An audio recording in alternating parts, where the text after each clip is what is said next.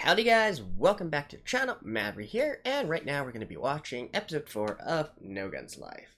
So, at the end of last episode, we see Tetsuro step out to protect the two girls who are trying to kill him on behalf of the company, although I guess you could argue that they are only being used, right? They have a similar origin, such as Tetsuro. You know, they've basically been modified or extended, as is the term used in this anime, for various purposes, although these two seem a little bit more willing to obey orders, let's just say. Now, beyond that, there were a few peculiar things that happened in the last episode that leads me to believe that Juzo's body, he either has some semblance of consciousness within it and some semblance of control of it, or his body itself could have some automatic self-defense mechanisms, right? Which one of that it is, let's find out together.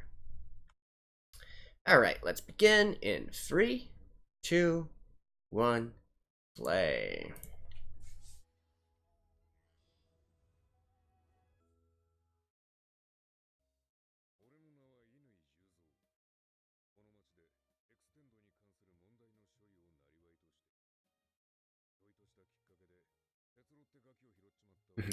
We're recapping from there.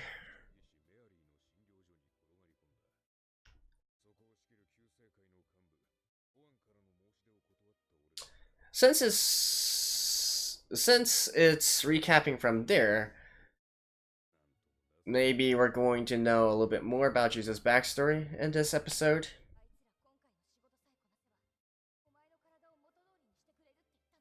Normally these recaps happen for a particular reason.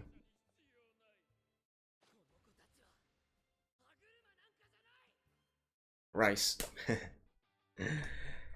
Alright, and here is the opening. So, let me skip this real quick. I'll see you guys in a second. And back. Trigger. Does this mean...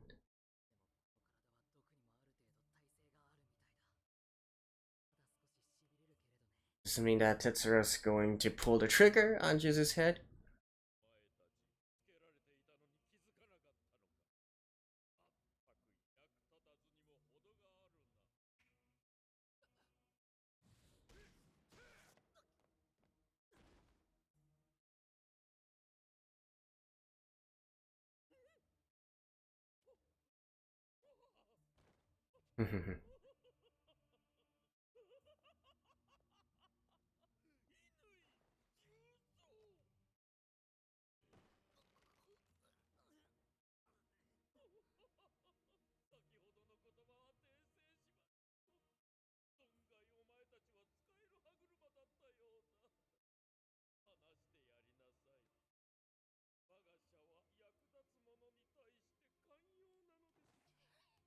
Well,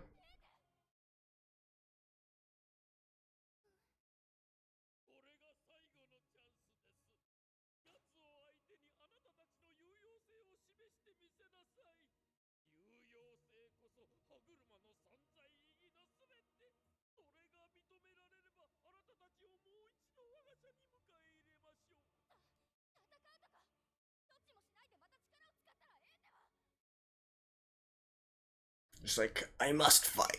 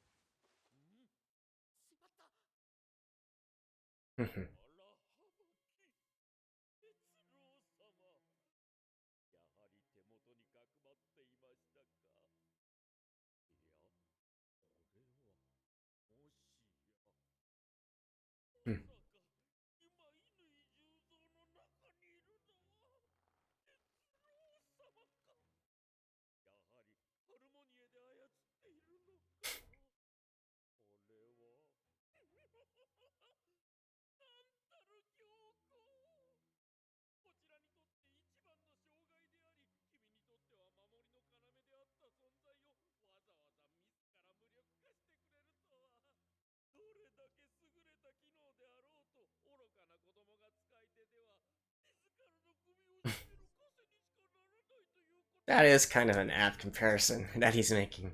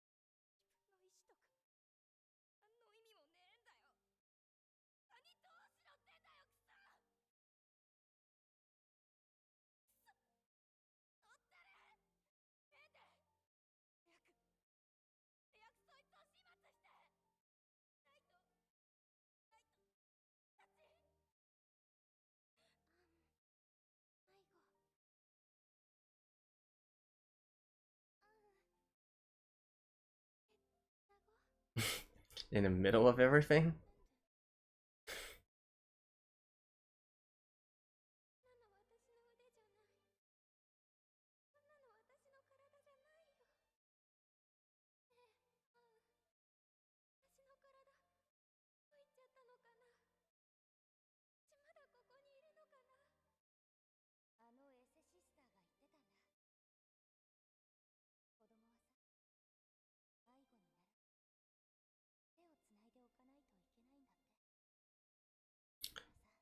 So does Anne literally have no extensions of her own?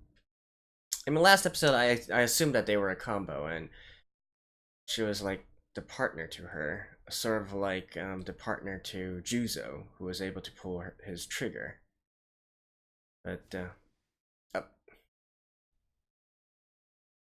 Yeah, I was like, is this really the time to be doing this?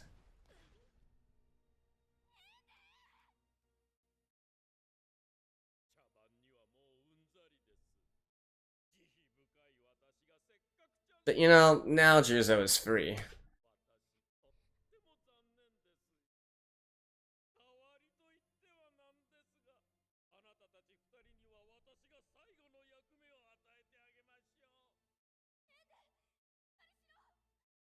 Like, why is he...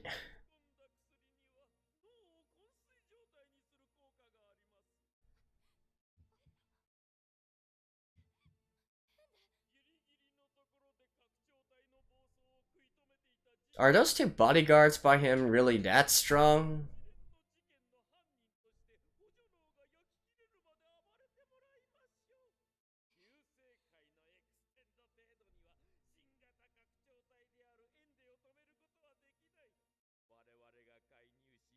霊界に恩を売るチャンスというわけだ。どうして僕をここで捕らえれば済む話じゃないのか。お忘れですか、乾さん。いや、今は哲郎様でしたか。先日その体の持ち主にこう言ったのです。あなたの大切なものを一つずつ消していくと。今ここであなたを捕らえることは本来の目的ではない。私をコケにした乾重蔵から少しずつ逃げ場を奪っていく。それが私の目的なのですよ。いずれにしろ揉め事を持ち込んだあなたたちは旧生窟を追い出されるでしょう。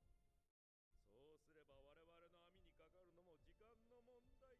私は途方に暮れるあなた方の様子を客席から眺めさせていただくことにしましょう。Yeah. 私たちのことを置いていく気かよ。ここだよ、エンデ。ここにいるよ。 Is she gonna get killed by her?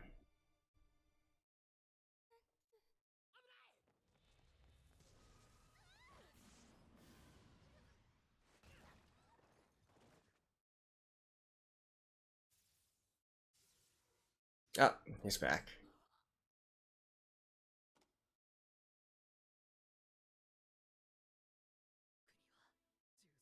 国は重蔵の体を使いこなせない。でもなんとかしてあの子の動きだけでも Why don't you take control of her? なんとかしないと。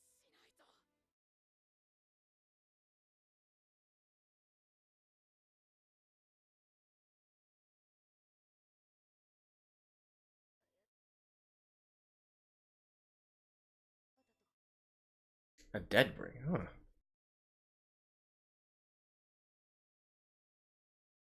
わりにエンデのことつけてないか。私がやらせた。エンデ、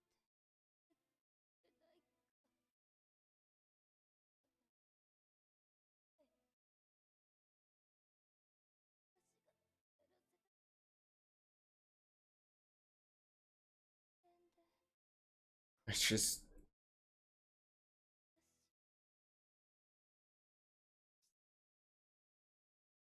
Damn.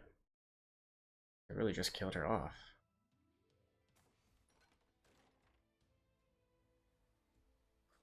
この子を止める方法は一つしかない。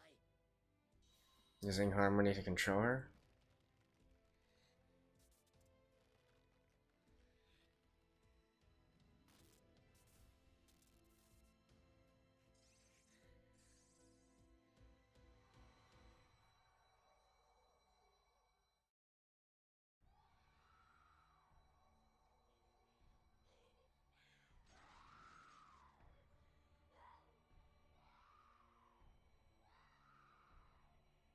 That if he... 出力が落ちてる。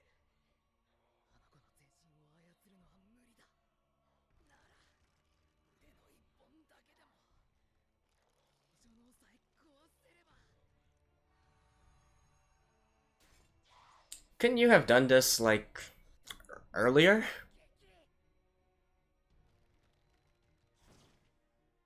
Ah.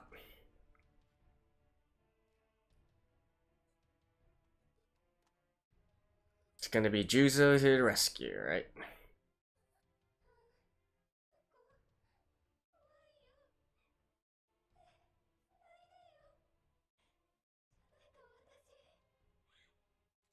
何の意味もねえんだよ。そんなわけあるか。これが私たちにとって生きるってことなんだ。無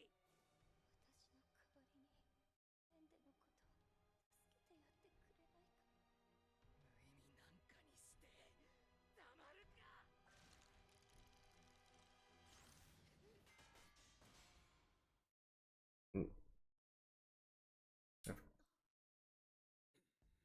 Yeah, Juzo to the rescue. Damn. 助手席でしっかり見せてもらったぜ。お前が俺の体で何しでかしたかをよ。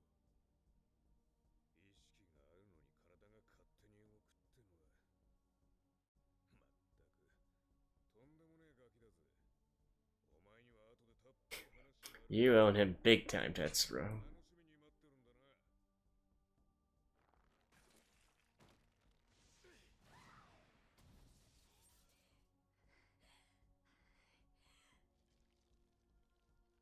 Holy crap.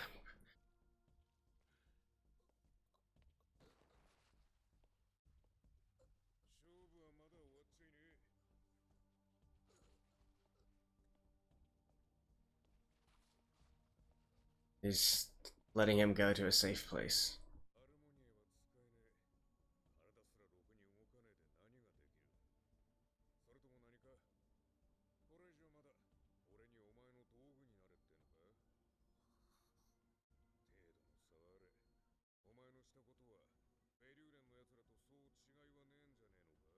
Good effing point.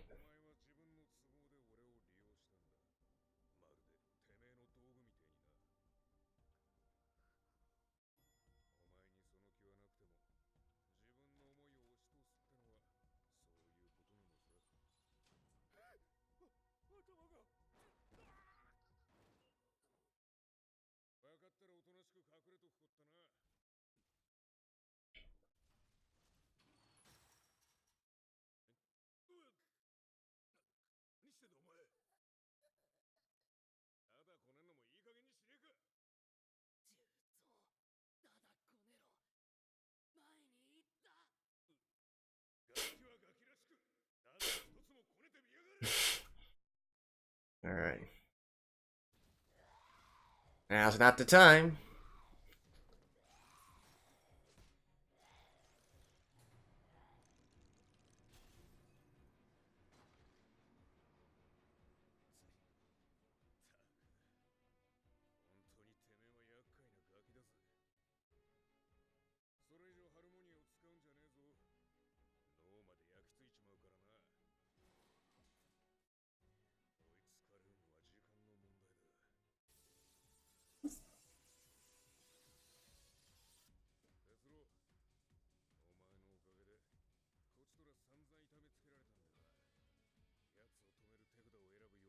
He's gonna allow him to pull his trigger.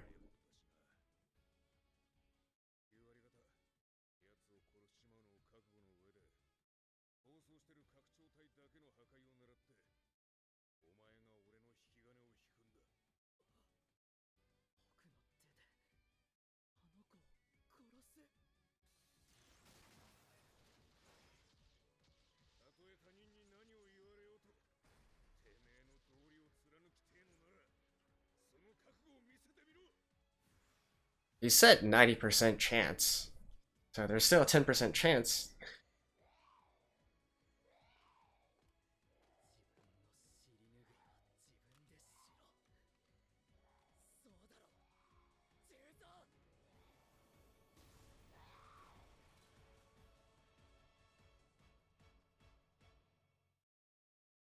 Oh.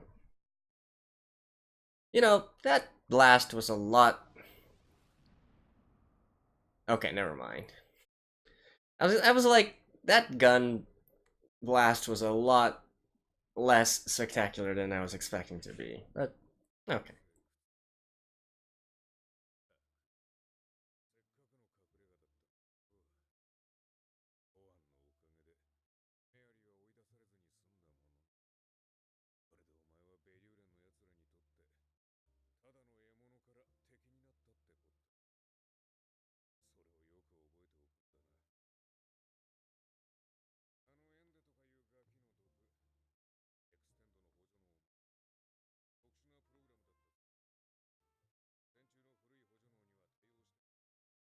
Really? It's because he's obsolete technology? Mm.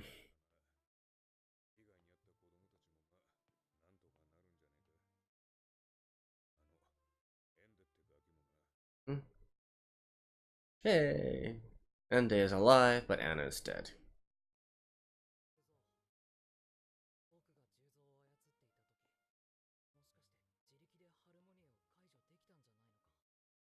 Mm.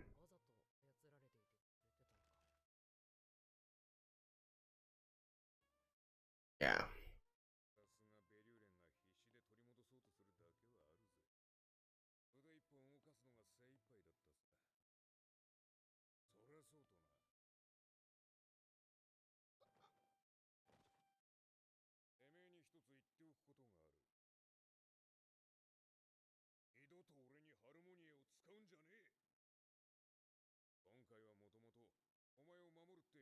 ったから力を貸したがな。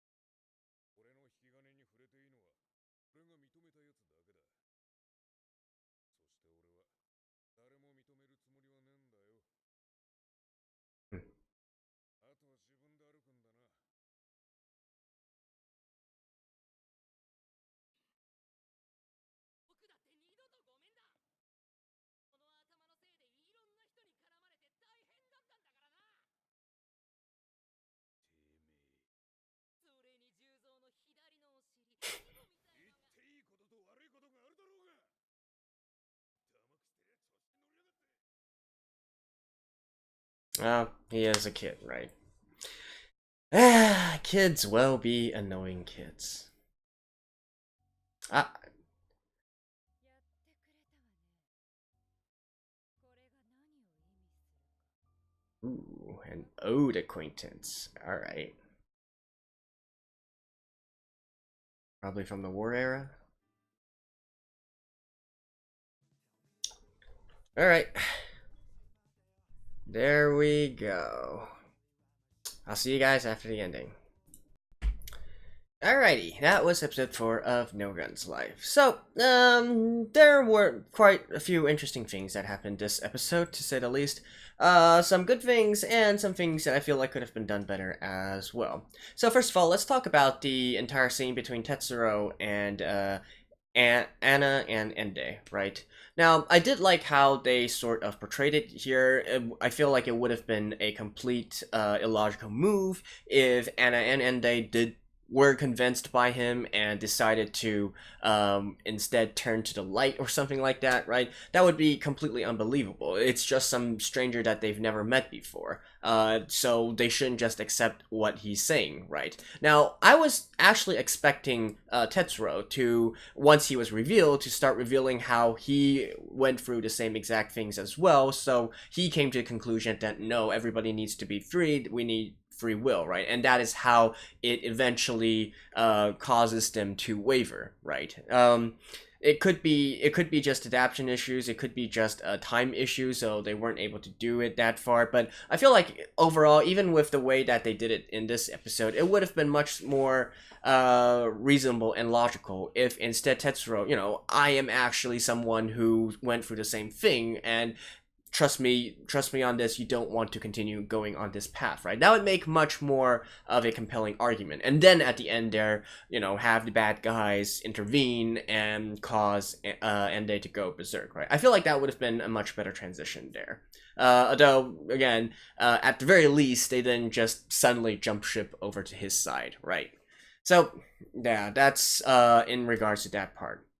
Another thing that I've been talking about for these 4 episodes, for all 4 of these episodes, is the actual capabilities of Juzo, right? So, in this episode, he still kind of downplayed everything in regards to his own capabilities, like in regards to poison resistance, in regards to resistance to harmony mind control, but still, I don't know. I feel like I'm not completely buying this story, right? Like, seriously, you're going to say that the reason you are poison resistant is because you're using obsolete or more old school hardware, and so that's the reason why you didn't succumb to that?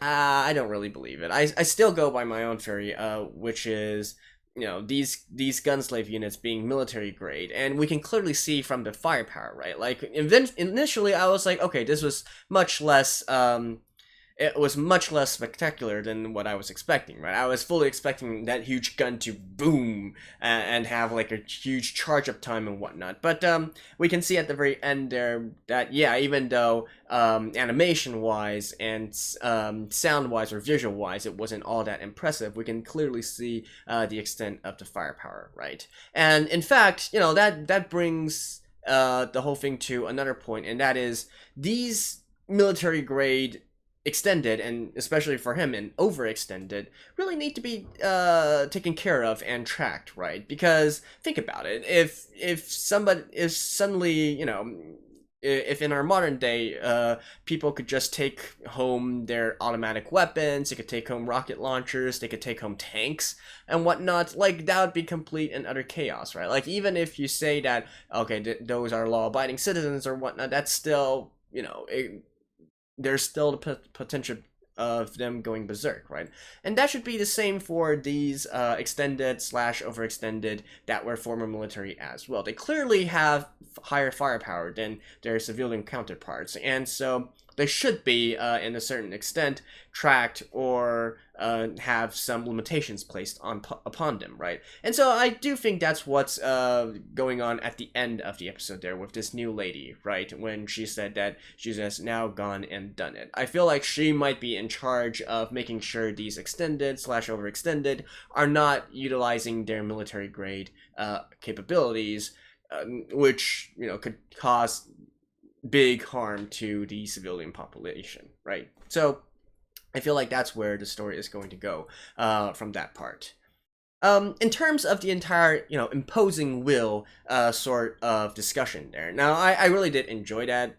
You know, Tetsuro definitely needs to be scolded in a certain way, right? But I guess on Juzo's side, he resonates to a certain extent with what Tetsuro is saying, and so that's why he's still being quite tolerant of him, right? Because him, obviously being an overextended, being used purely for military use, and in fact part of a gun slave unit, right? I'm sure that he really wants to, you know, have free will, right? He really embodies this concept of everybody having free will. Extended, overextended are not just tools for other people. They have their own human rights as well, right?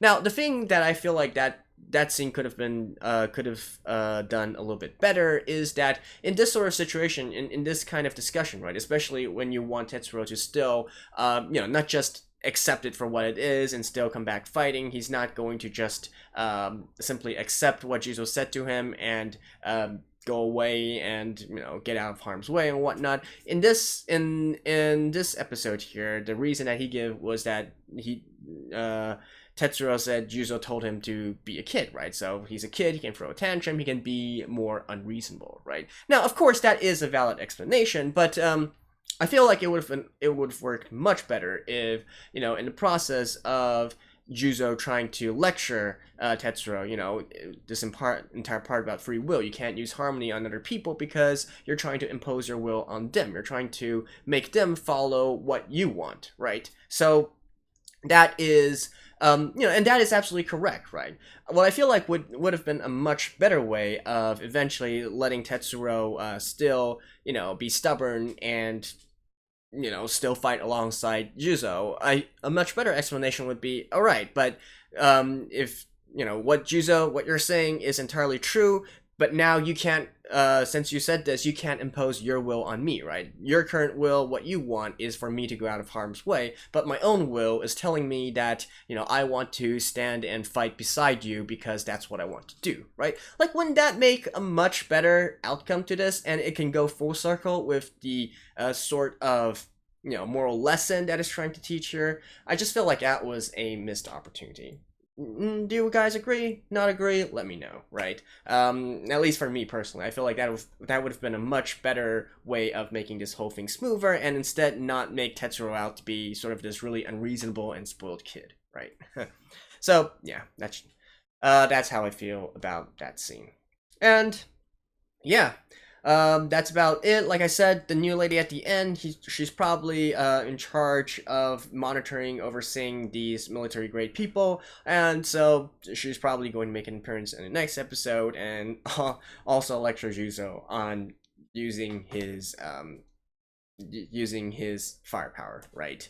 So that's where I believe the series is going to go next. And yeah, that pretty much covers everything I want to talk about for this episode. Now, a bit of a heads up for you guys. Next week, I'm going on a business trip overseas again, so it's for an entire week, so my normal schedule will be delayed as well. So next week's No Guns Life will not be on time. I will still try to get it out as soon as possible, but honestly, with this season, in particular, my anime schedule is full, and in my personal life and in work, it's also quite full as well. So, I mean, no promises, right? I'll try to get it out as soon as possible, but potentially it could be delayed even up to a week, right? So, it is what it is. C'est la vie. Alright, so there we go. Hopefully I'll see you guys soon. Again, let me know what you guys thought in regards to the episode, you know, how you are receiving this series so far, especially since we're 4 episodes in. That's normally enough time to really have an opinion of an episode. And, well, if not, well, you do you, right? Free will. So, I will see you guys next time. Bye-bye.